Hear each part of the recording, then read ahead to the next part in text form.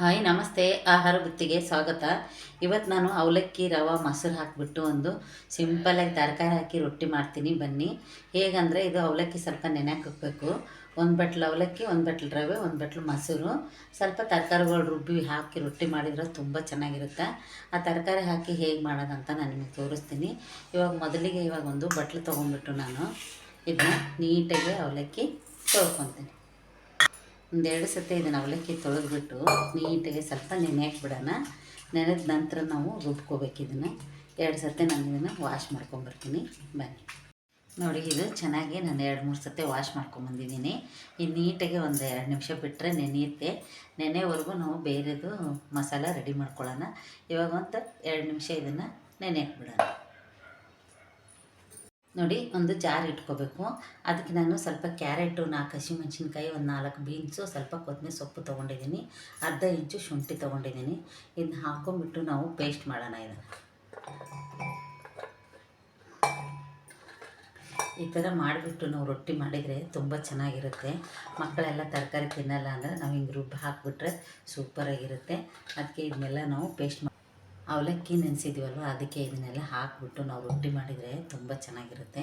ಇವಾಗ ನಾನು ಇದನ್ನು ಪೇಸ್ಟ್ ಮಾಡ್ಕೊಂಬರ್ತೀನಿ ಬನ್ನಿ. ನೋಡಿ, ಈ ಥರ ನಾನು ತರತರಿಯಾಗಿ ರುಬ್ಕೊಂಬಂದಿದ್ದೀನಿ. ಇದನ್ನ ಇವಾಗ ನಾವು ಒಂದು ಬೌಲ್ ತೊಗೊಬಿಟ್ಟು ಇವಾಗ ಅವಲಕ್ಕಿ ನೋಡಿ, ಇವಾಗ ಇದು ನೆಂದಿದೆ ಅವಲಕ್ಕಿ. ಈ ಅವಲಕ್ಕಿ ನಾವು ಒಂದು ಬೌಲ್ ತೊಗೋಬೇಕು ದೊಡ್ಡದು. ಅದಕ್ಕೆ ನಾನು ಇವಾಗ ಅವಲಕ್ಕಿ ಹಾಕ್ಕೊತಾ ಇದ್ದೀನಿ. ಇದೆಲ್ಲ ಅವಲಕ್ಕಿ ನಾವು ಹಾಕ್ಕೊಂಬಿಟ್ಟು ನೋಡಿ, ಒಂದು ಜಾರ್ ತೊಗೋಬೇಕು. ಆ ಜಾರ್ಗೆ ಇದು ನೆಂದಿರೋ ಅವಲಕ್ಕಿ ನಾವು ಇವಾಗ ಹಾಕ್ಕೊಳ್ಳೋಣ. ಹಾಕ್ಕೊಂಬಿಟ್ಟು ಇವಾಗ ನಾನು ಇದನ್ನು ನುಣ್ಣಗೆ ರುಬ್ಕೊಂಬಿಟ್ಟು ದೋಸೆ ಹಿಟ್ಟು ನಾವು ಮಾಡಬೇಕು. ನೋಡಿ, ಒಂದು ಬಟ್ಲು ರವೆ. ನೋಡಿ, ಇವಾಗ ರವೆ ಹಾಕ್ತಾಯಿದ್ದೀನಿ. ರವೆ, ಇದಕ್ಕೆ ಸ್ವಲ್ಪ ಮೊಸರು ಹಾಕಿಬಿಟ್ಟು ನಾವು ಇದನ್ನು ಪೇಸ್ಟ್ ಮಾಡ್ಕೊಂಬರೋಣ. ಸ್ವಲ್ಪ ನೀರು ಹಾಕಿಬಿಟ್ಟು ಇದಕ್ಕೆ ಬಟ್ಲ ತೊಳೆದು ನೀರು ಹಾಕ್ಕೊಂಬಿಟ್ಟು ನಾವು ಇದನ್ನು ಪೇಸ್ಟ್ ಮಾಡ್ಕೊಂಬರೋಣ. ನೋಡಿ, ಈ ಥರ ನಾವು ರುಬ್ಬಬೇಕು. ರವೆ, ಮೊಸರು,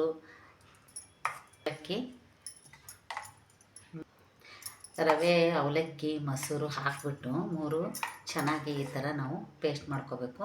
ತರತರಿಯಾಗಿ ಇರಲಿ, ತುಂಬ ನುಣ್ಣಗೆ ಮಾಡ್ಕೊಳಕ್ಕೆ ಹೋಗಬೇಡಿ. ಇವಾಗ ನಾವು ಒಂದು ಬೋಲ್ ತೊಗೊಂಡ್ಬಿಟ್ಟು ಇದನ್ನು ಇದಕ್ಕೆ ನಾವು ಹಾಕ್ಕೊಳ್ಳೋಣ. ನೋಡಿ, ಎಲ್ಲನೂ ಇದೇ ಥರ ಹಾಕ್ಕೊಂಬಿಟ್ಟು ನಾವು ಇದಕ್ಕೆ ಮಸಾಲ ಹಾಕೋಣ. ನೋಡಿ, ಅವಾಗಲೇ ರುಬ್ಬಿದ್ದೀವಲ್ಲ, ಅದನ್ನ ಮಸಾಲ ಹಾಕೋಣ.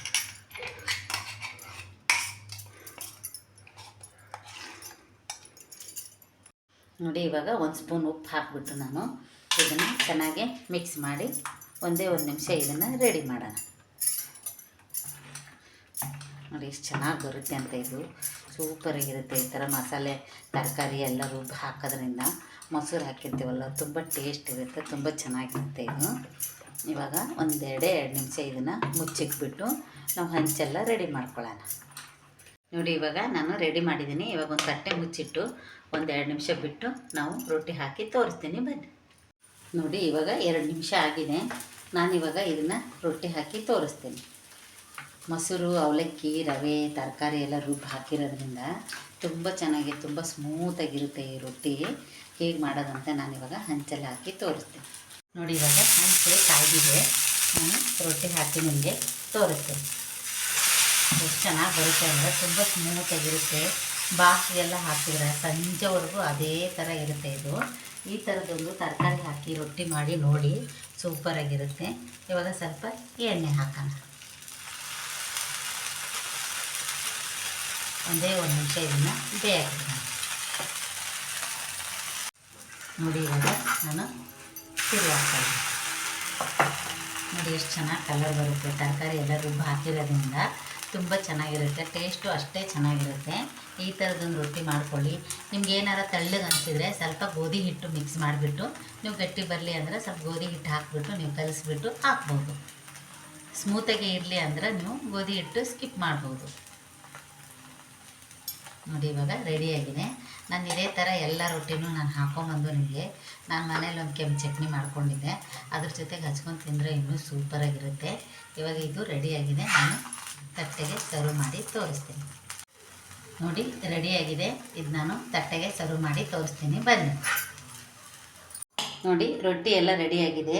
ಅವಲಕ್ಕಿ ಮೊಸರು ರವೆ ಹಾಕಿ ಮಾಡೋದ್ರಿಂದ ತುಂಬ ಚೆನ್ನಾಗಿರುತ್ತೆ. ಇದು ಟೇಸ್ಟ್ ಒಂಥರ ಡಿಫ್ರೆಂಟಾಗಿರುತ್ತೆ. ನಾನು ಮನೇಲಿ ಟೊಮೊಟೊ ಚಟ್ನಿ ಮಾಡಿದ್ದೆ. ಈ ಚಟ್ನಿ ಜೊತೆಗೆ ತಿಂದರೆ ಸೂಪರಾಗಿರುತ್ತೆ. ನೀವು ಒಂದು ಸತಿ ಟ್ರೈ ಮಾಡಿ ನೋಡಿ. ಈ ಚಟ್ನಿ ಬೇಡ ಅಂದರೆ ನೀವು ಗ್ರೀನ್ ಚಟ್ನಿನೂ ಮಾಡ್ಕೊಂಡು ತಿನ್ಬೋದು. ಅದ್ರ ಜೊತೆಗೆ ಸೂಪರಾಗಿರುತ್ತೆ. ಎಷ್ಟು ಸ್ಮೂತಾಗಿರುತ್ತೆ ನೀವೇ ನೋಡಿ. ಬೆಣ್ಣೆ ಇದ್ದಂಗೆ ಇರುತ್ತೆ. ರೊಟ್ಟಿ ಮಾತ್ರ ತುಂಬ ಚೆನ್ನಾಗಿರುತ್ತೆ. ಒಬ್ಬಟ್ಟಿಗಿಂತ ಸ್ಮೂತಾಗಿರುತ್ತೆ. ಈ ಥರ ರೊಟ್ಟಿ ನಿಮಗೆ ಇಷ್ಟ ಆದಲ್ಲಿ ಲೈಕ್ ಮಾಡಿ, ಶೇರ್ ಮಾಡಿ, ಸಬ್ಸ್ಕ್ರೈಬ್ ಮಾಡಿ. ನಮಸ್ತೆ.